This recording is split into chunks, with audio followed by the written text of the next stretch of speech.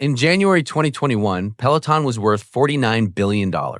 18 months later, it had lost 97% of that value. This isn't a story about canceled gym memberships.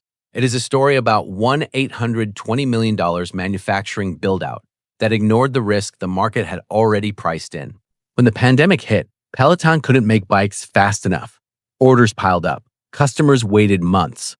For a growing company, that's a good problem. For Peloton's leadership, it looked like proof the future had arrived early. Revenue had gone from $714 million in 2019 to over $4 billion by mid-2021, a five-fold jump in 2 years. Every internal signal said, build more, faster. But rewind further, because this wasn't the first time Peloton's leadership had ignored a warning. In December 2019, Peloton holiday ad, a husband gifting his wife a bike for Christmas, set off a massive backlash for being tone deaf. The stock dropped as much as 10% in 3 days, wiping out roughly $1.5 billion in market value. Days later, short seller Citron Research piled on with a report that had nothing to do with the ad. It went after CEO John Foley directly, accusing him of hubris and a pattern of overpromising, and predicted the stock, then near $32, would fall to $5. Foley pushed back publicly and moved on. The company didn't slow down, didn't get more conservative. It kept building. That pattern, take the hit, wave it off, keep going, is the same one that would replay 18 months later at far higher stakes. Fast forward to November 9th, 2020, Pfizer announced its vaccine was more than 90% effective, the clearest possible signal that lockdown-era demand had an expiration date. Peloton's stock dropped roughly 20% that single day. Investors were pricing in right then that this demand curve was temporary. 6 weeks after that warning, Peloton announced it anyway, a $420 million acquisition of Precor, a commercial fitness manufacturer, to build U.S. capacity.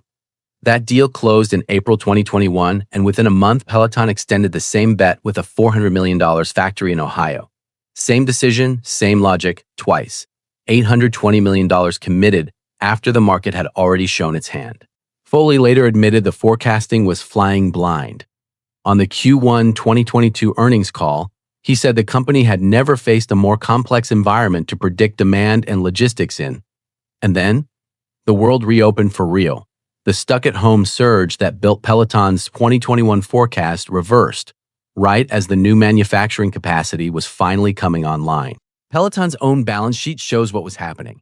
Inventory on hand went from $937.1 million in June 2021 to $1.54 billion just 6 months later, nearly doubling in a single half year, straight from the company's own SEC filings.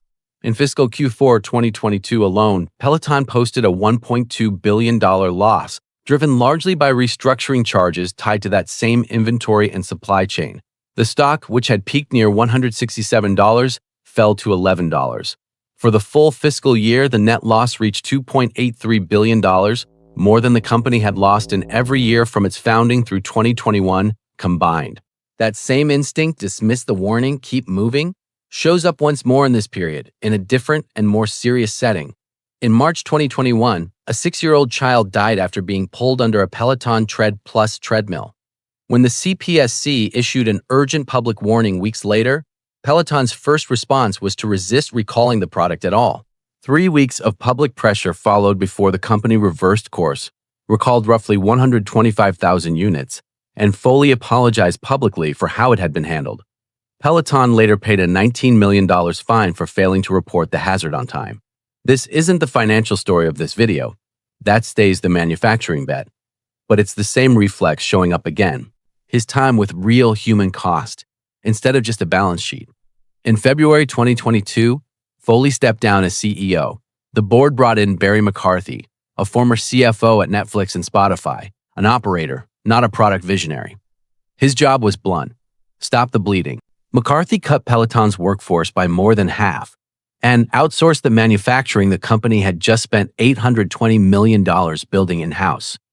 He even tried to sell off Precor entirely and couldn't. Buyers wouldn't pay enough.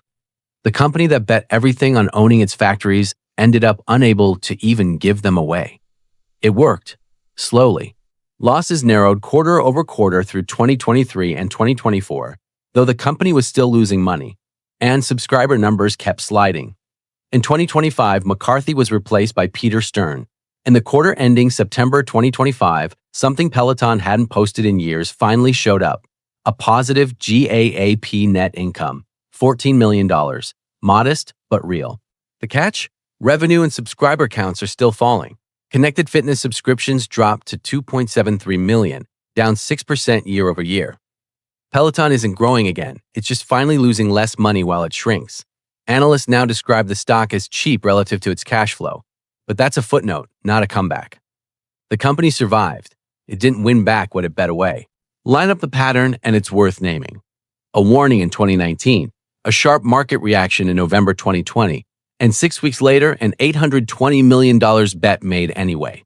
This doesn't prove leadership saw the future and chose wrong on purpose, but it does show a repeated instinct: treat the bad signal as noise and keep building. The hardest call in business isn't spotting a boom. It is knowing which part of it is permanent.